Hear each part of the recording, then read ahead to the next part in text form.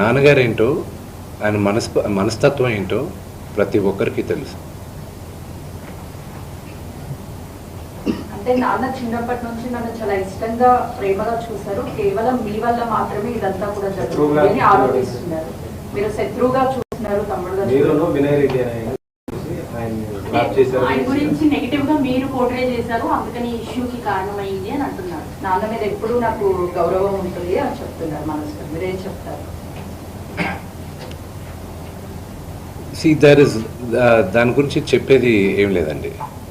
వాళ్ళు పొట్టజించుకుంటే పేగులు కాలిపోయిన పడుతుంది. ఫ్యామిలీ గురించి I will never speak.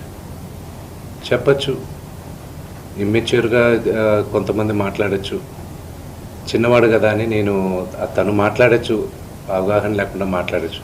But I just keep quiet.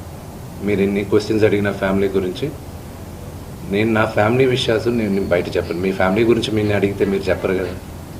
Same thing I will not talk about my family. మీరు family సమస్య అంటున్నారు, అదే ఫ్యామిలీతో నాకు రక్షణ కావాలని నాన్నగారు అంటున్నారు.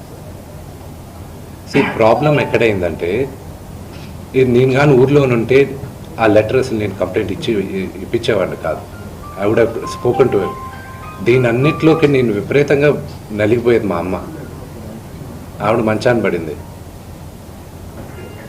నాన్నగారు అడిగింది ఒకే ఒకటి, సరే ఆ లెటర్ వరకే నేను మాట్లాడతాను, నా ఇంట్లో ఉండడానికి వీల్లేదు అన్నారు. అంతవరకే మాట్లాడుతున్నాను, అంతవరకే. కానీ ఫ్యామిలీ కూడా వల్ల మీరు తమ్ముడిని ఇంట్లో ఉండొద్దు అంటాం కారణం ఏంటి? తమ్ముడితో అభద్రతను ఫీల్ అవుతున్నారా? తమ్ముడు ఆస్తి అడుగుతున్నాడా? తమ్ముడు పెళ్లి చేసుకున్న వివాహం మీకు నచ్చలేదా? అగైన్ మీరు అడిగింది ఏదైనా సరే నా ఫ్యామిలీ విషయస్ని మాట్లాడు. నేను లెటర్ పెట్టిన దాని గురించే మాట్లాడతాను. ఇవన్నీ మీరు ఏమన్నా ఊహించుకోవచ్చు. కానీ సుమాన పెళ్లి చేసుకున్నాడు, బిడ్డను కన్నాడు. అది శుభకార్యం, అది మంచిది. I hope he lives 100 years with good health and wealth. ఆయనకు అలాగ ఫీల్ అవుతున్నారంటే there is something I don't want to say anything about it. But నాన్నగారికి, ఆయన ఇంటికి, ఏ తండ్రికైనా ఆయన సంపాదనకి ఆయనకే హక్కు ఉంటుంది. మా నాన్న ఆయన ఆస్తులన్నీ ఆయన కష్టార్జితం. మా నాన్న ఈ రోజుకి గర్వంగా చెప్పుకుంటారు.